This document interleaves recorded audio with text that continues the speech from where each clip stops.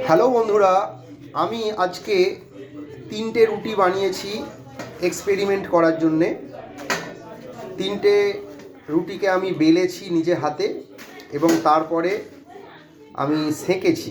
যদিও এখানে আমার বন্ধু শ্রীমতী পৌলমী ঘোষের অবদান কিছুটা আছে, কিন্তু 90% অবদান আমারই বলে আমি দাবি করছি।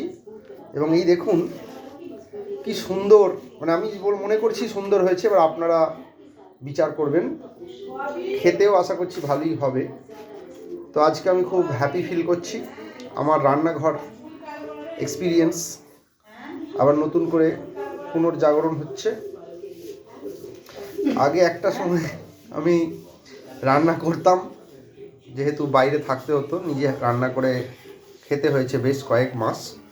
এখন আবার সেই সত্তাটা, সেই জ্ঞানটা, শিক্ষাটাকে আবার ঝালিয়ে নেওয়ার সময়। কারণ কখন কি মানুষের পরিস্থিতি আসে কে জানে।